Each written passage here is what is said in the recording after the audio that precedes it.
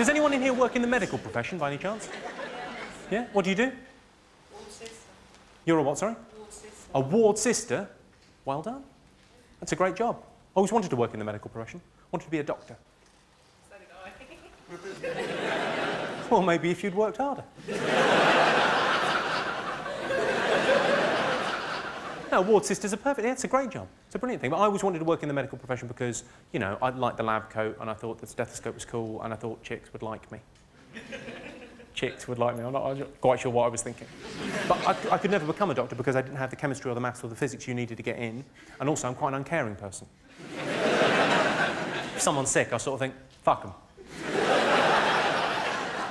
But I think I found a hospital in South London where I'll be able to get a job. It's the Wandsworth Hospice for Incurable Diseases. How tough could that be? You'd stroll in about 11:30, chat up with a couple of nurses, you know, check what's for lunch. A patient would come up. Can you do anything, doctor? Did you not read the sign?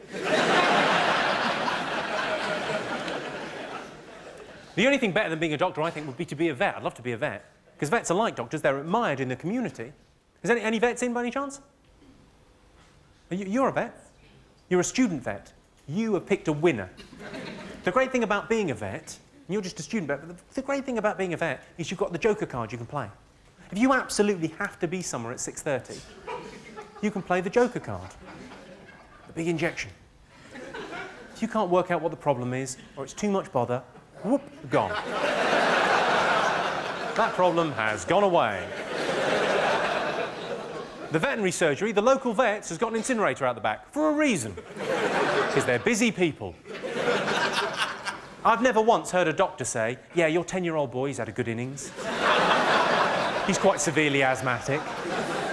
You know, we could keep him alive with pills and injections and whatnot, but it's quite expensive and a little bit messy. It'd be much easier if I just put him off to sleep with this. And vets always try and sweeten the deal as well, with the, I could take care of the body for you. Yeah, for £75. It's a spaniel, I live next to a canal. You work it out.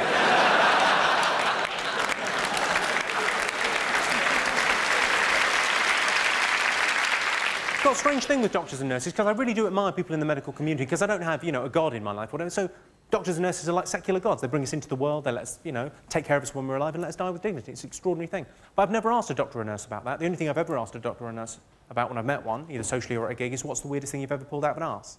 I'm a gynecology nurse, so we don't generally pull out that orifice. Really? You pulled anything interesting out of the other? Batteries, balls, pebbles, tops of heads. Sorry, hang on. Slow down. Batteries, corks, bottle tops, pebbles, tops of hairspray cans. That wasn't all one lady, was it? If it was, do you have a number? She sounds like she'd be up for anything. Wow, that's pretty grisly. I had a story recently from a nurse about, she said the weirdest thing she ever pulled out of an arse was a vibrator. That's pretty plain vanilla, it's where they're meant to go. She said the funny thing about it was when they x-rayed him, it was still vibrating. That's awful, isn't it? For many reasons. I imagine the poor guy doing the x-ray was hitting the machine going, this thing's on the fritz again, he's standing there. What an agonising wait in A&E, though. Excuse me, sir, could you turn off your mobile phone? It's not a mobile phone. Well, what is it? I've got a prosthetic cock vibrating my arse. As you were.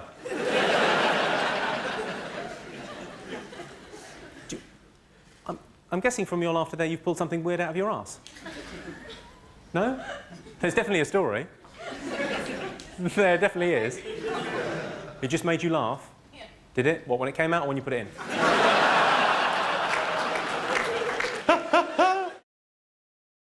When someone recommends a book to me and they say, it's a page-turner, I always think, yeah, I know how books work.